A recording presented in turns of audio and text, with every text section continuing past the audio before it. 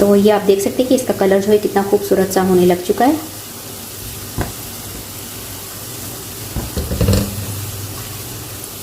बस ये फ्राई हो चुकी है फ्लेम में। अब मैं इसकी ऑफ़ कर दूंगी क्योंकि जो घी है हमारा वो ऑलरेडी बहुत ज़्यादा गर्म हो चुका है। फ्लेम मैंने ऑफ़ कर दी है और फ्लेम ऑफ़ करने के बाद इस तरह से घुमा रही हूँ मैं साथ साथ।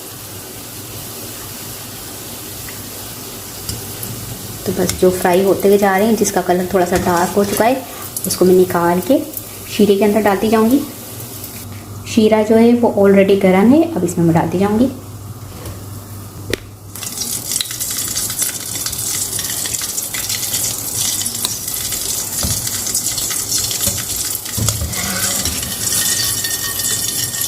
तो अब ये सारी बॉल्स को मैं शीरे में डाल दूँगी।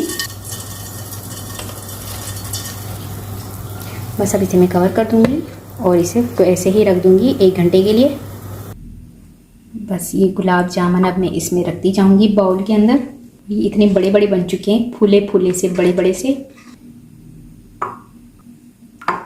थोड़ा सा शीरा डाल दूँगी मैं। अब इस पर लगा दूँगी मैं सिल्वर पन्नी।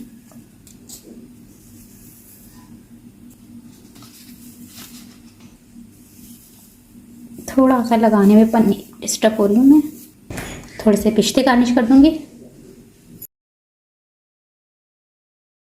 तो मैं आपको दिखाती हूँ कि ये अंदर से कितने सॉफ्ट हैं। ये देखिए स्पंजी कैसे बने, देखिए। ये गुलाब जामुन बनकर तैयार हो चुके हैं। इसे अब मैं आपको तोड़ के मैं दिखाती हूँ कि ये अंदर से कितने सॉफ्ट बने हैं।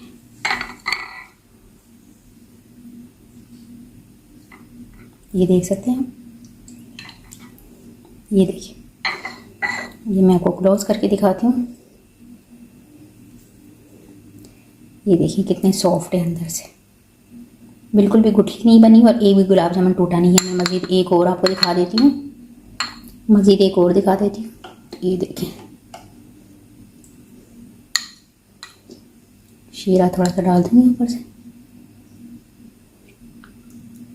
ये देखें कितने सॉफ्ट बने अंदर से। और ये इसमें ये इलायची के दाने हैं जो हमने पाउडर मिक्स किया था, उसके अंदर ही ऑलरेडी होते हैं। तो ये देखिए बिल्कुल भी अंदर से जो है ये गुठली नहीं बनी और कितने सॉफ्ट हैं। तो बहुत ही मज़ेदार से हमारे लजीजा के गुलाब जामुन बनकर तैयार हो चुके हैं। उम्मीद है आज की रेसिपी आपको ज़रूर पसंद आई होगी। रेसिपी पसंद आए तो मुझे कमेंट्स में बताइएगा कैसी लगी रेसिपी। वीडियो पसंद आए तो इसे लाइक ज़रूर कीजिएगा, चैनल को सब्सक्राइब कीजिएगा, फैमिली फ्रेंड्स के साथ शेयर कीजिएगा। आपसे मिलूंगी नेक्स्ट वीडियो में, जब तक के लिए अल्लाह हाफिज़।